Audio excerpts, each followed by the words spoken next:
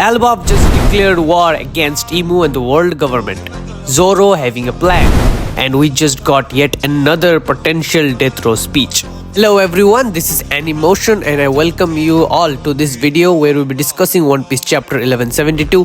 But before we move on to the main video, I would like to request every one of you to please consider liking, sharing and subscribing to our channel Animotion.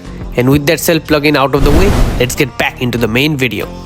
One Piece chapter 1172 was really a good one for the beginning of this whole year. This chapter really gave us one of those most needed callbacks to what really happened before this whole flashback thing begins, and what are the things at stake for this island of Elbaf and for this arc. A lot of us die-hard fans do not need this kind of chapter, but for a lot of One Piece viewers, those who are casuals, they really need this one, as they get to know what really happened before this flashback thing began. But any one of you guys watching, you don't need to catch up with anything. We Animotion team are here to help you out with everything related to One Piece and anime, and we are going to do revisions and studies for you guys. You just need to strap in and watch our videos. So this chapter had a massive letdown, and that was there was no Loki and no fighting for Loki. As we have seen in the last chapter 1171, Loki just frees that whole revenant or skeleton monster with ease. We all wanted to see more of Loki, but we did not get to see anything for him. But one thing we did get to see was an update about Ronia. And who was Ronia? Ronia was the girl who was willing to sacrifice herself in order to save Elbaf or save the Elbaf school from burning away. You know, these little things really make me happy that Oda did not really forget the main plot of Elbaf, and that was the kidnapping of the little children from the school. Enough with that, we also saw that the whole Straw Hat gang and the whole gang from the underworld got divided into 3 different groups.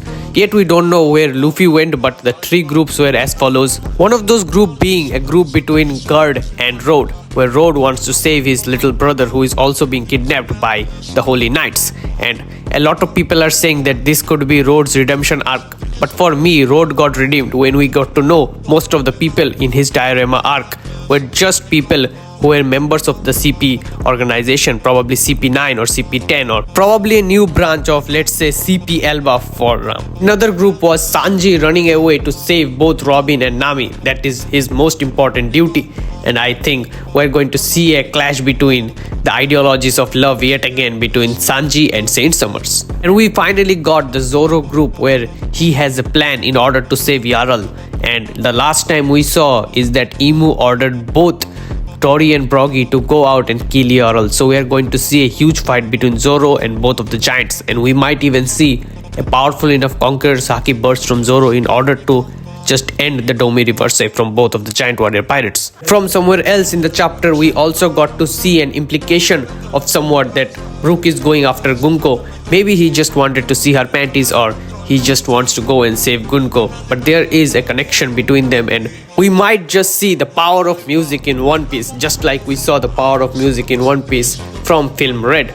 And Brook might just be the key in order to break someone from Domi Reverse or from Emu's possession. But the main part of this whole chapter was the death speech from Jarl, or the potential death speech from Jarl, and that was really good.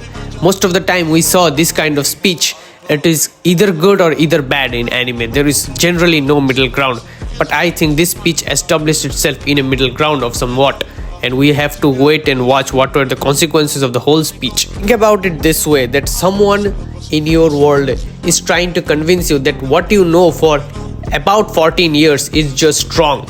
It is not true, and what really happened was something else. How are you going to react to it, and everything in between? So these kinds of speech are pretty sensitive, and I think Jarl did a great job in this speech, but we have to wait for the consequences, as I said earlier. But I guess he did portray King Harold as a great king, and he also portrayed King Harold's idea of peace over war.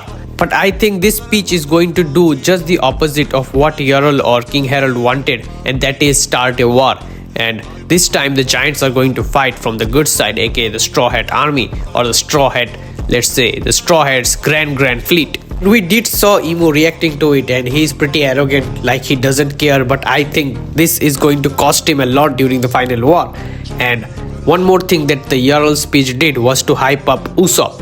he's now really fired up in order to help the Giants. And this is a really good movement for Usopp fans, as Usopp fans really want Usopp to do something, especially in the Elbaf arc, the land of the Giants, where Usopp is really inspired from them, and the whole idea of Usopp really revolves around the Giants. So I'm really looking forward to what Usopp does, and maybe he's going to do something very massive. The whole recap thing out of the way, potentially 1173 could be the chapter where we see something big happens or something initiation of a fight. So really looking forward to that. This will be it for today's chapter review of 1172. I hope you guys loved today's video, and if you guys did, be sure to hit that like button, share this video with your fellow One Piece and anime fans, subscribe to our channel Animotion, and there are a lot more theory videos in our channel about a lot of things in One Piece, and a new theory video is coming out every week, so be sure to check that out. And with that out of the way, I'm out. Peace.